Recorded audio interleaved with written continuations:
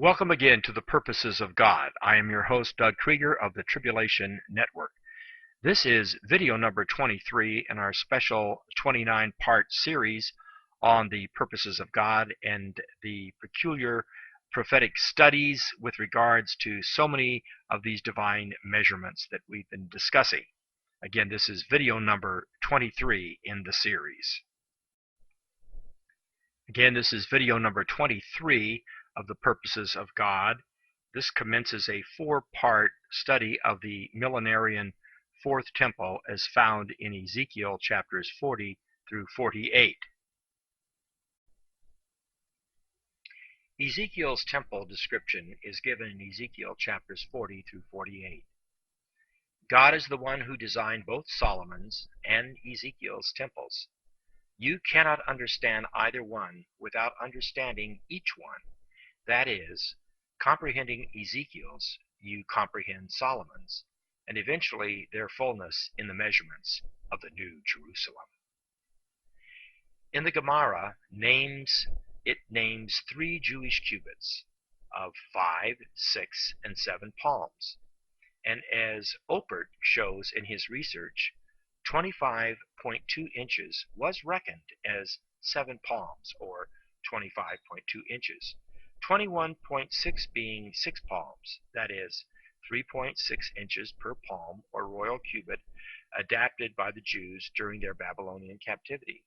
Herein is the discretion between 2,160 and 2,520.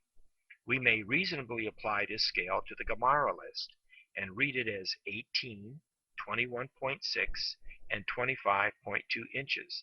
Therefore, Ezekiel's millenarian temple will be 252 feet high, or 120 cubits times 25.20 inches will equal 3,024 inches, divided by 12 inches will give us 252 feet.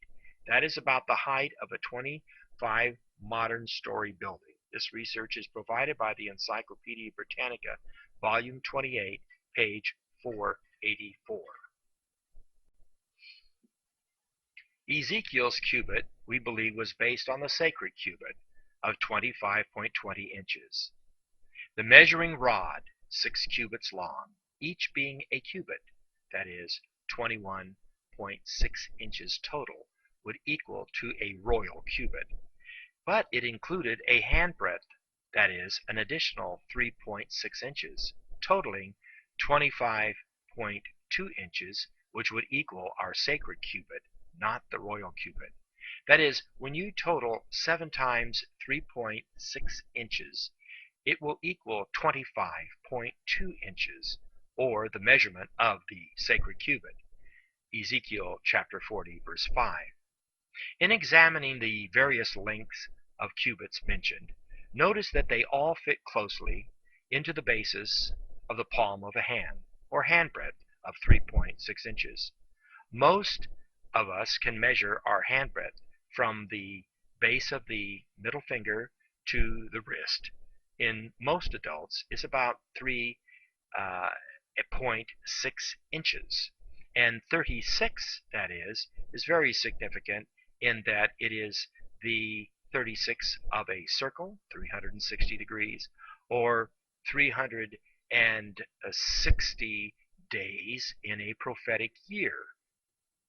3 palms would equal to 10.8 inches, 4 palms to 14.4 inches, 5 palms to 18 inches, 6 palms, that is the royal cubit, of 21.6 inches, and the 7 palms, or the sacred cubit measure, of 25.2 inches. This should make it evident that the Bible cubit and the former Jewish cubits were based on the palm of a man's hand instead of the forearm. With that in mind, notice that the original cubit was 7 palms. That is the number of completeness. Judah went into captivity and adopted the Babylonian cubit of 6, the number of a man, if you would, palms.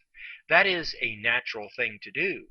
Man has always spurned the ways that God has given and turned into the ways of man instead. These pages are from God's Temple in Prophecy by L. Leroy Neff, March 1961, and revised in 1986 and 2005, and are duly noted in our research on Ezekiel's temple. However, our numerological conclusions are our own in most cases. Here we have a diagram of Ezekiel's temple, courts, walls, and gates. Ezekiel's temple had 6 gates. You see them on the north gate and the south gate, and of course the east gate. You see them around the inner court, 3 of them. And then the large portico of 120 cubits would be in the area of the vestibule. Each of the 6 gates plus the porch vestibule area is equal to 7. 6 plus 1 equals 7. There were in each of the gates 6 alcoves and a gate portico, which would equal to 7 as well. If you take these 7s and multiply them together, they will equal 49. That 49 is a very significant number with regards to Bible prophecy.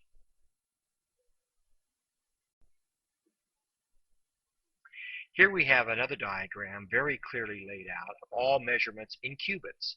Again, the cubit equaling 25.20 inches. The height here is not specified.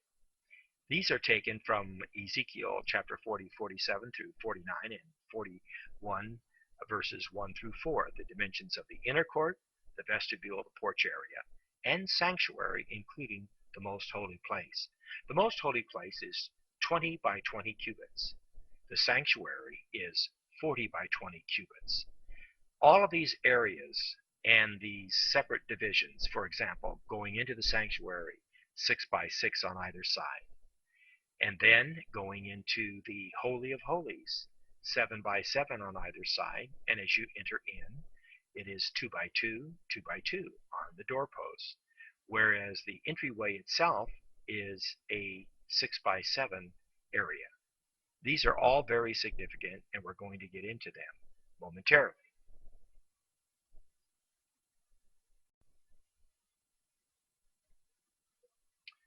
The presence of the Almighty, the Ark of the Covenant, and entering into the sanctuary itself. Ezekiel's vestibule or porch area that goes 120 cubits up, or 252 feet, brings us into the presence of the Almighty. The doorposts are 3 cubits by 5 cubits. That is 15, and there's 2 of them, times 2 will equal 30 cubits, which happens to be the measure of the Ark of the Covenant and mercy seat combined. And the entry itself is 3 by 10, also 30 squared cubits, Ezekiel 40 and verse 48. The vestibule itself brings us to 300 by squaring the area. That is 11 times 20 equals 220, plus 3 times 10 equals 30, plus 5 times 10 equals 50. Total squared is 300 square cubits. Ezekiel 40 verses 48 through 49 and chapter 41 verse 2, with 30 as a fractal of 300. Very significant, 30 in that 30 is the total number of cubits in the mercy seat and the Ark of the Covenant. The entry, therefore, is significant in that it brings us right into the presence of God. That is the intent of its measurements. We're going to be considering the number 12, 120, 1200, and the sanctuary of Ezekiel's temple, and its comparisons to the New Jerusalem and the prime number within the New Jerusalem of 144. This is part 1 within this series. Now, as you look at the most holy place, that's to your right there, you will see that it is 20 cubits by 20 cubits. That is the measurement of the most holy place found in Ezekiel 41:4. Or all 4 of its sides within the holiest of all, the most holy place, would be 20 cubits times 4, or 80 linear cubits, or 20 by 20 to determine its area, would equal 400 square cubits within the most holy place. Now, looking at the sanctuary, it is 40 cubits long and 20 cubits wide, or 60 linear cubits times 2 would give us 120 linear cubits of the entire linear area of the sanctuary. Or, getting its area, it would be 40 cubits by 20 cubits. Including this, it would equal 800 square cubits. Ezekiel chapter 41, verse 2. Now, taking the linear measurements of the most holy place of 80 and the sanctuary of 120, the holy place, would equal 200 linear cubits, times the sacred cubit of 25.20 inches would equal 5,040. Divided by 2 would equal 2520, or a fractal 2520, the sacred cubit measurement in inches. Now, the full sanctuary and the open square area of 400 square cubits of the most holy place and the 800 square cubits of the sanctuary, or the holy place, are equal to 1,200 square cubits, or squared, that is multiplied by itself, would be 1,200 times 1,200, which would equal 1,440,000, or 144 its fractal, which is the prime number of the New Jerusalem. The doorpost area entering into the sanctuary is across 20 cubits, which is the width of the sanctuary, times 6 cubits, which is the doorpost itself, which would include 6 by 6 twice and 8 by 6. Anyway, together, 20 times 6 equals 120 square cubits. This is found in Ezekiel 41, verse 1.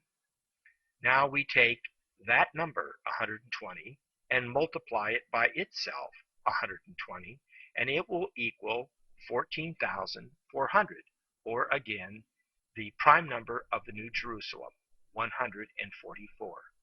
Note, 2 sets of 144, or 2 sets of 12. 12 times 12 equals 144. This is the measurement of the wall of the New Jerusalem. Israel and the church in the New Jerusalem. This is the purpose of God. This is the prophetical statement of Ezekiel's temple.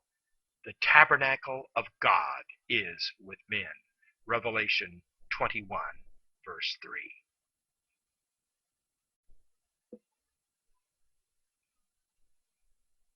Again, the number 12, 120, 1200, and the sanctuary, the New Jerusalem, part 2.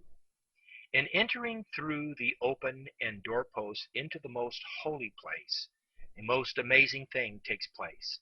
If you can see the 7 squared, that is 7 times 7, 2 each on either side going into the most holy place, the entry wall areas, if you would, into the most holy place, it will equal, that is 7 squared, 49, and 49 on the other side, plus one area where you could actually enter in is 6 by 7, the entry of 42. 49 plus 49 plus 42 is equal to 140 square cubits. Now, with this 144 square cubits, when you enter into the most holy place, you can turn to the left or turn to the right with your 140 square cubits. You must add, however, in entering in the doorposts, which are 2 by 2 on either side of the entry into the most holy place. When you multiply 2 by 2, it will equal 4. When you add the 4 to the 140 square cubit doorpost area on either side, it would equal 140 plus 4 equals 144, and 140 plus 4 again equals 144. Is not this the intention of God, the very purpose of God, the 144, to bring us in to the very presence of God on either side, the 144,000 of the 12 tribes of Israel, Revelation chapter 7, and the 144,000 of the church, Revelation chapter 14, and eventually the 144, the measurement of the wall of the New Jerusalem, which has 12 gates, which are the names of the 12 tribes of Israel, and 12 foundations, which have the names of the 12 apostles of the Lamb. And these two together multiplied 12 times 12 will equal 144. Israel and the church brought into the most holy place, the New Jerusalem, the consummation of the ages. This, we affirm, is the ultimate purpose of the Almighty.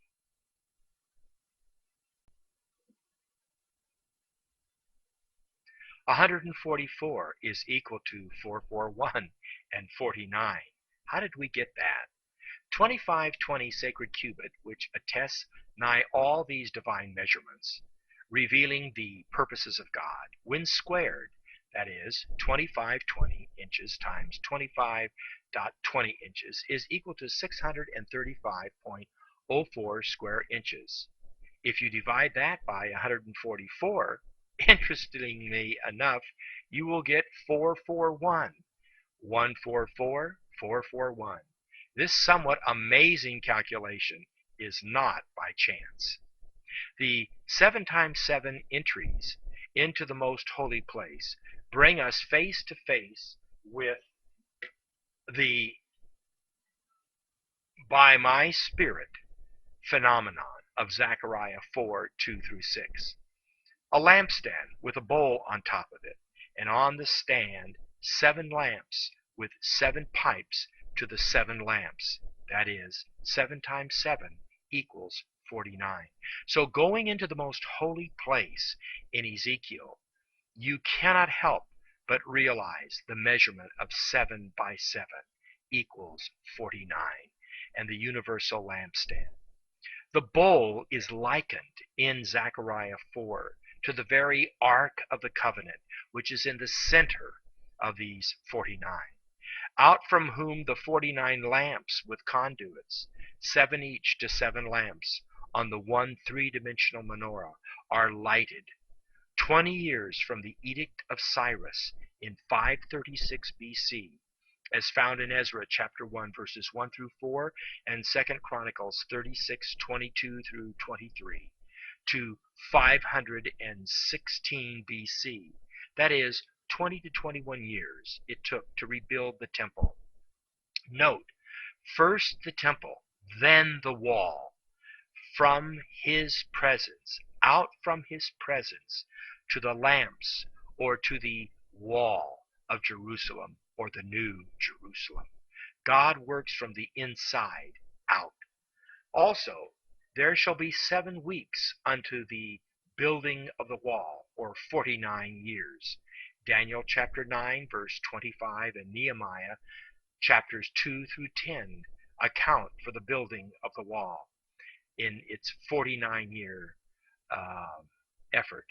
Artaxerxes Longimanus decreed in 445 BC unto the covenant renewal celebration in Jerusalem in 396 BC, another 49 year. So you have the 49 conduits of the actual universal lampstand mentioned in Zechariah 4, the temple itself, and then the building of the wall in Daniel 9, an additional 49, 2 49s.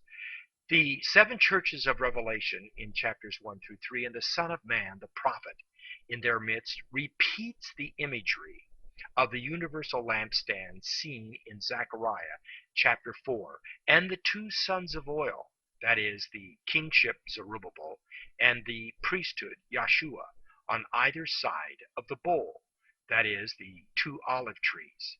And the bowl in the midst signifies the prophethood, the illumination, the source of all light, if you would, the true triple crown, the prophet in the midst, the bowl, and the priest and the king upon Yeshua, Jesus, is altogether evident. He alone is worthy to bear the triple crown as prophet, priest, and king. God's purpose is to bring us into his presence by the power of the Holy Spirit, and not by our efforts, for it is not by might, nor by power, but by my Spirit, saith the Lord of hosts, Zechariah 4, to be his priests and kings before him, the prophet.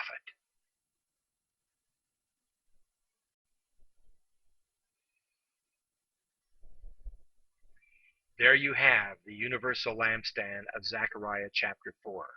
As you will notice, there are 7 lamps that surround the bowl, and from the bowl there are 7 conduits to each lamp. 7 times 7 equals 49. And the golden oil from the olive trees on either side of the bowl are pouring their golden oil into the bowl atop. This is the 3-dimensional universal lampstand, a most significant illustration of the power of the Holy Spirit to do the work and not ourselves. On the left and on the right, Yeshua the high priest and Zerubbabel the governor, the 2 anointed ones, the 2 sons of oil, under the power of the Holy Spirit, will pour their golden oil into the bowl, and out from the bowl all the lamps will be eternally lit. Yes, the triple crown. This was placed not upon Zerubbabel the governor as a picture of the kingship, but this was placed upon Yeshua the high priest. He alone can bring us into the presence of God. But it is a triple crown. And in the book of Revelation, in the Apocalypse, it talks about the one who bears crowns. Crown him with many crowns, the Lord upon his throne. There are 3 crowns. That is, the prophet, the priest, and the king. He is our prophet, he is our priest, and he is our king. And in the midst of that triple crown, there is a signet of the very name of God, Yahweh. This is truly a picture of absolute prophetic significance. And on that day shall he be crowned, for it is not by might, nor by power, but by his Spirit, saith the Lord of hosts, our prophet, our priest, our king, bringing us into his very presence. This concludes the 23rd video presentation. We now move on to video number 24. Again, I am your host, narrator Doug Krieger. Thank you for viewing and listening. And now on to video number 24 in this special prophetic series on the purposes of God.